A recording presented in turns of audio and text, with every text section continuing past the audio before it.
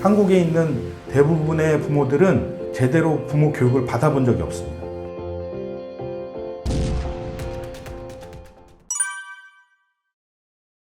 안녕하세요. 저는 CSIS 국제학교 이사이고 12년째 부모학교를 운영하고 있는 정철민 코치라고 합니다. 현재 정서적으로 건강한 부모, 정서적으로 건강한 아이를 쓴 작가이기도 합니다.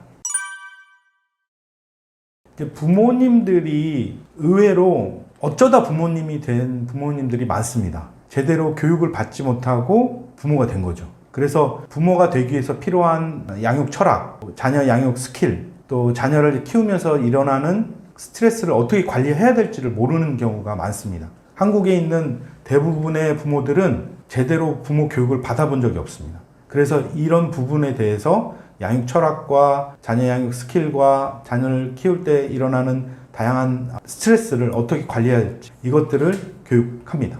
이제 부모 교육을 하면서 제가 이제 많은 것들을 경험을 하게 됐는데요. 의외로 엄마들이 가장 크게 고민하는 부분이 있더라고요. 근데 부모님들은 아이들을 잘 키우고 싶거든요. 잘 키우고 싶은데 의외로 결과는 자기 뜻대로 되지 않는 경우가 나타나는 거죠. 참 이상하게 나는 잘 키우고 싶은데 실제 현실은 그렇지 않은 경우들이 많이 나타나서 엄마나 부모님들이 많이 속상해 하거든요. 근데 그 원인을 이렇게 파고 들어가 봤더니 의외로 화를 내는 부분들이 있었습니다. 사랑하는 아이에게 화를 내고 자책하고 후회하고 우울해하고 또다시 화를 내고 하는 이런 부분들이 엄마들이 많이 고민하고 힘들어하는 부분이었습니다.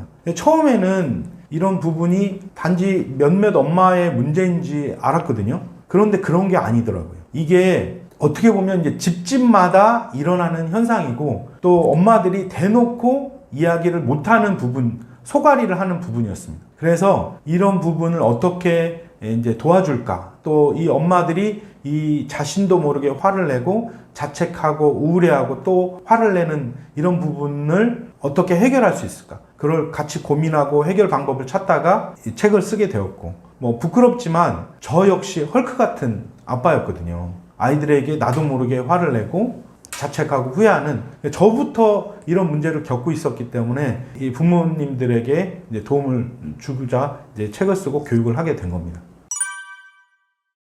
이제 정서적으로 건강하지 못한 부모가 아이와 함께 있으면 바이러스에 전염되듯이 이 부정적인 정서가 아이에게 그대로 전염됩니다. 만약에 우리 이렇게 한번 생각을 해보죠. 엄마나 아빠가 원래 가정에서, 원가정에서 제대로 수용받고 인정받지 못했어요. 뭔가 감정에 쌓여있는 건데 이걸 제대로 인식하지도 못하고 제대로 표현하지도 못하고 누군가 부모가 받아주지도 않았죠. 그러면 이 안에 있는 어떤 분노라든지 어떤 감정들이 어떻게 될까요? 정말 신기하게 이 감정들이 이렇게 이전이가 됩니다. 아이들에게 그대로 드러납니다. 어떤 부모님들이 계셨냐면 어렸을 때 부모님들이 수용을 못 해준 거예요. 그러니까 이 부모의 관심을 받기 위해서 마치 청개구리 같이 행동을 한 어머님이 계신 거죠. 그래서 뭔가 엉뚱한 짓을 할 때마다 부모님이 이제 야단도 치시지만 그걸 관심으로 느낀 거죠. 그런데 신기한 현상을 발견했습니다. 자신의 아이가 자기하고 똑같이 하는 겁니다. 8살 때 자신의 모습과 똑같이 해서 문제를 일으키는 거죠. 그리고 그 문제를 보면서 화를 내고, 그래서 정서적으로 건강하지 못한 모습이 아이에게 전이가 되고 그것들이 아이에게 나도 모르게 그런 모습으로 살아가게 되고, 또 엄마가 화를 내면 아이가 눈치를 보게 되고 또 방어적이 되고 또 이 어느 시기가 되면 아이가 똑같은 엄마의 모습을 그대로 합니다. 그러면 또 엄마도 영향을 받고, 그래서 이 악순환의 문제, 마치 진흙탕에 빠져서 같이 뒹구는 그런 현상들이 나타나는 거죠. 그래서 정서적으로 건강하지 못한 부모가 정서적으로 건강하지 못한 아이를 만들 수 있고, 정서적으로 건강하지 못한 가정이 되고, 또 그런 아이가 이제 학교나 이제 유치원에 가서 또 다른 아이들에게 영향을 미칠 수도 있는 거죠. 또 영향을 받기도 하고요. 우리가 뭐 헐크 여러분이 많이 아시잖아요. 그러니까 헐크와 엄마, 맘의 합성어 헐크맘이거든요. 근데 이제 헐크맘이 나도 모르게 헐크가 되지 않습니까? 엄마들이 사랑하는 아이들에게 나도 모르게 소리 지르고 버럭하고 욱하고 헐크처럼 행동을 하게 되는 거죠. 밤에는 또 자신의 모습을 보면서, 또 잠든 아이의 모습을 보면서 밤에 이제 자책하고 우울해하고, 또 다시는 이렇게 헐크처럼 내가 화를 내지 말아야지, 소리 지르지 말아야지, 이렇게 결심하고 다짐을 하지만 또 상황이 되면 아이들에게 헐크처럼 화를 내는 거죠. 이게 반복되는 현상이 이제 헐크맘 현상이라고 제가 말하고 있습니다. 제가 이제 12년 동안 엄마들과 또 부모님들을 교육하면서 이게 관찰을 하면서 이게 그 아이의 나이에 따라 그 헐크맘 현상이 일어나는 그 증상이 똑같이 일어나는 겁니다. 이 헐크맘 현상이 일어나는 게 또 아이에게 영향을 주고 또 그게 장기적으로 아이와 부모의 관계에만 영향을 주는 것이 아니라 아이의 학습 능력, 잠재력, 아이의 대인관계 능력, 문제 해결력 이런 게 전반적으로 영향을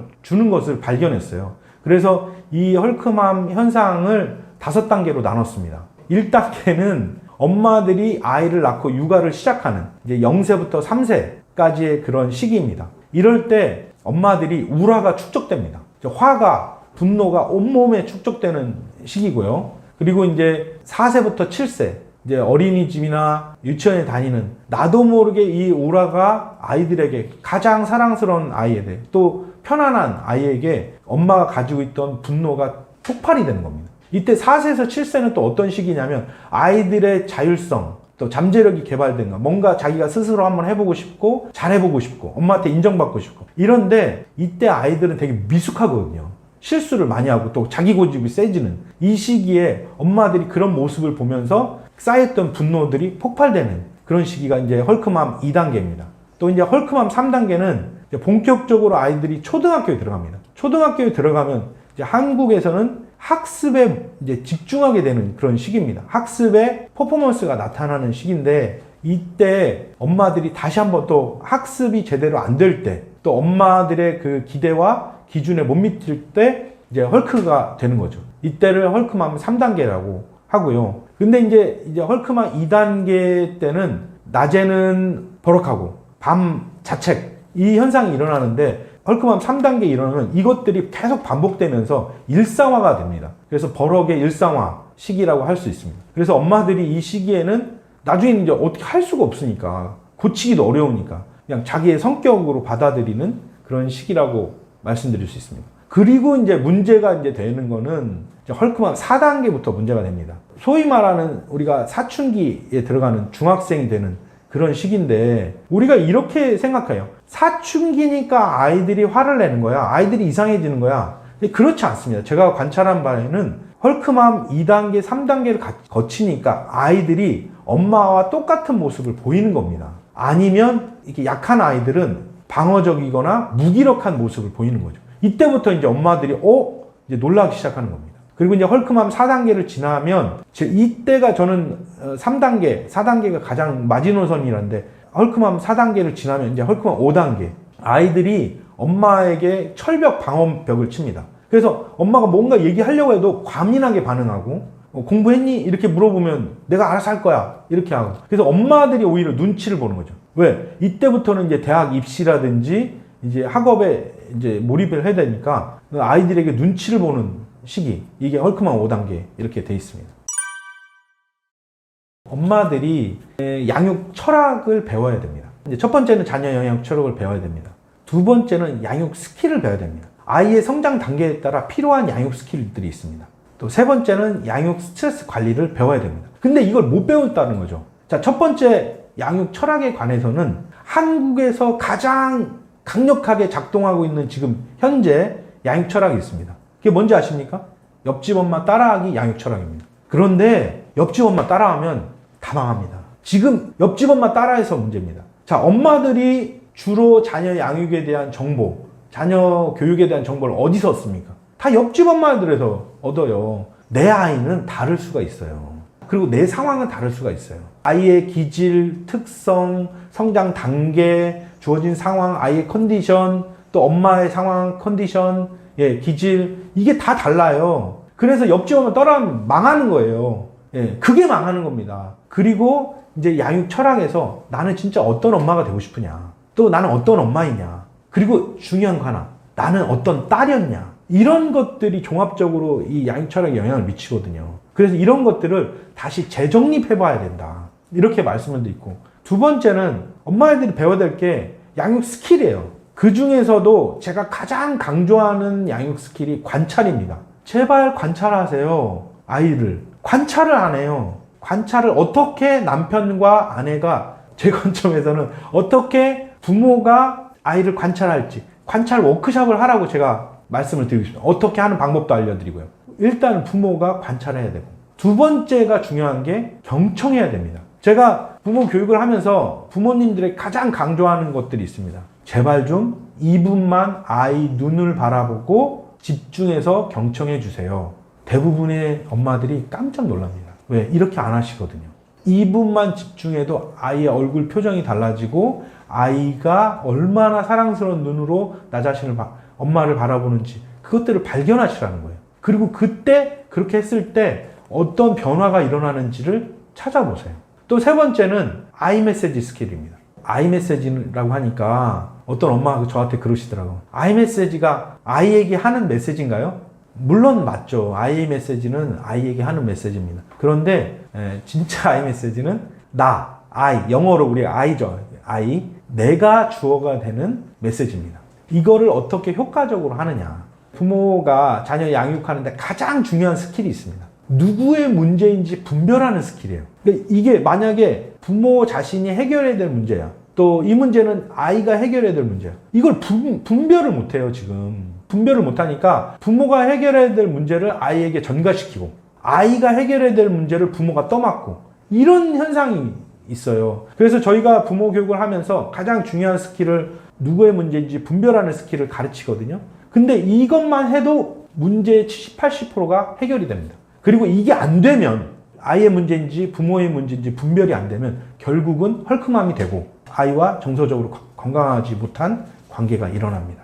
세 번째 부모들이 배워야 될 게 감정 관리, 감정을 조절할 수 있는 감정 스트레스를 관리하고 특히 감정을 조절하는 이런 훈련들을 받아야 됩니다. 근데 이런 받아본 적이 없죠. 감정에 대해서 체계적으로 가르치지 않죠. 저희 부모학교에서 감정을 체계적으로 가르칩니다. 어떻게 감정을 인식하고 그 감정의 이유가 뭔지 또 감정에 이름표를 붙이고 감정을 적절하게 표현하고 감정을 조절하는 스킬들을 가르칩니다. 그래서 결국은 우리가 감정의 노예로 사는 게 아니라 감정의 주인으로 살면서 아이들에게 그것들을 자연스럽게 가르치는 이것들이 필요한 거죠. 이런 것들을 배워셔야 되는데 이게 지금 뭐 전혀 안 되니까 우리 대한민국 전체적으로 문제가 되는 거 아니겠습니까?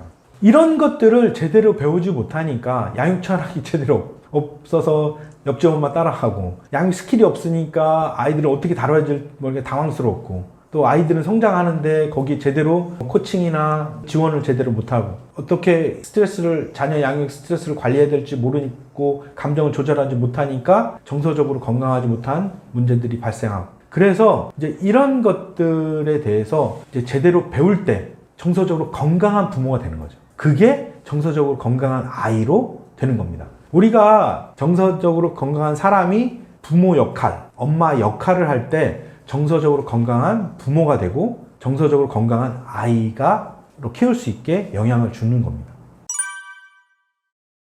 그 사람에게는 따라하기 세포가 있습니다. 뭐 이걸 소위 말하는 거울세포라고 우리 뇌신경을 연구하는 신경세포 과학자들이 발견한 건 사람에게는 따라하는 이제 세포들이 있는 거죠. 마치 이제 남들이 웃으면 같이 웃고 하품하면 같이 따라서 하는 이 따라하기 세포들이 있는데 아이들이 따라하기쟁이들이에요. 그대로 따라합니다. 그대로. 엄마의 좋은 것은 좋은 것대로 따라하고 나쁜 것은 나쁜 것대로 따라하는 거죠. 엄마가 화를 내면 결국 아이들도 화를 내게 됩니다. 무기력하게 되거나 화를 내는 거는 동일한 얘기거든요. 에너지의 방향이 밖으로 나가냐 안으로 오느냐 이 문제인데 아이들이 그대로 따라합니다. 그래서 사춘기 아이들이 결국은 화를 내거나 무기력하게 되는 겁니다. 아니면 방어적이 되는 이 스트레스 반응들을 나타내는 거죠. 그래서 정서적으로 건강한 부모가 되면 아이들도 정서적으로 건강한 상태가 되는 겁니다. 한국에 엄마가 부정적인 중독 현상들이 일어나는데 이 대표적인 게 저는 헐크맘 현상이라고 얘기할 수 있습니다. 헐크맘 현상은 다시 말해서 감정에 중독된 겁니다.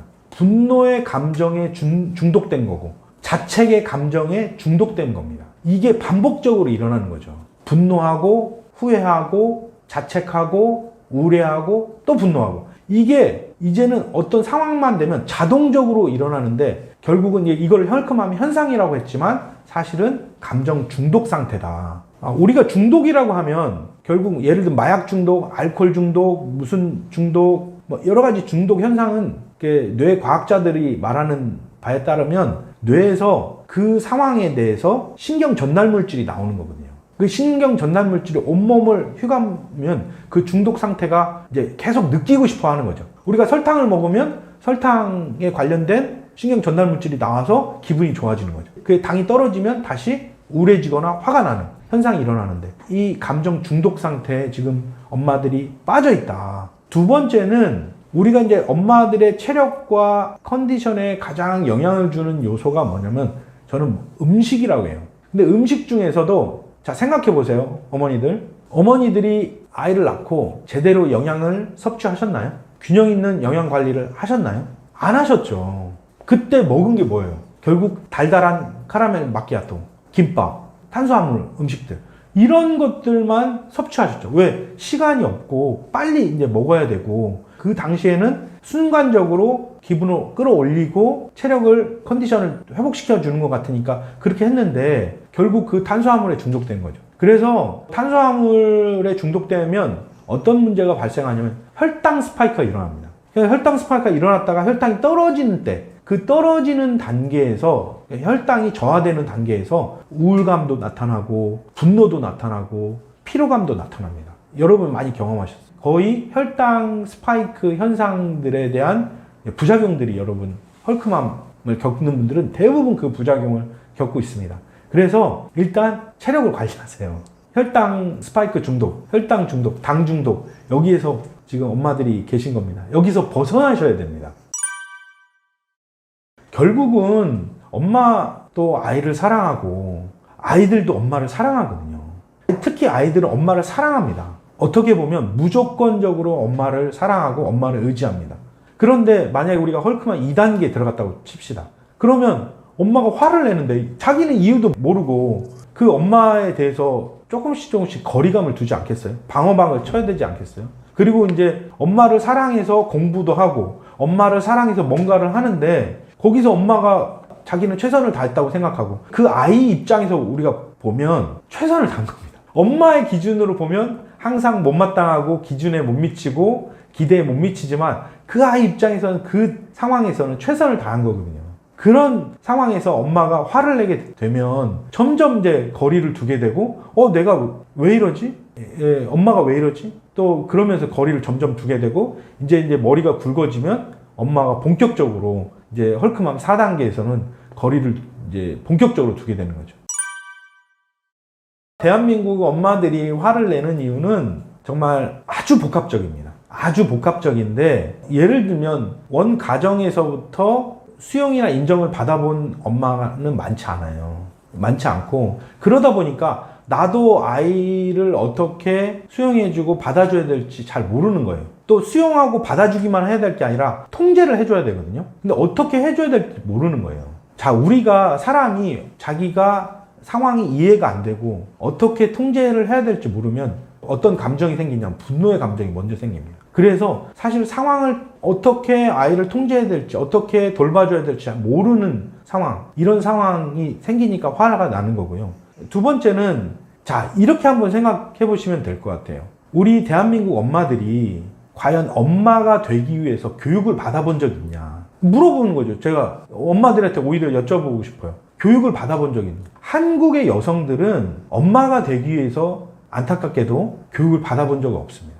오히려 일을 성취하고 학업을 성취하도록 교육을 받았는데 갑자기 어느 날 어쩌다 준비 없이 엄마가 된 거죠. 자기만을 온전히 의지하는 그런 생명체를 책임지고 보호해야 되는 상황이 된 거죠. 그러다 보니까 이제 이해가 안 되고 스킬이 없고 하니까 폭발하는 거고.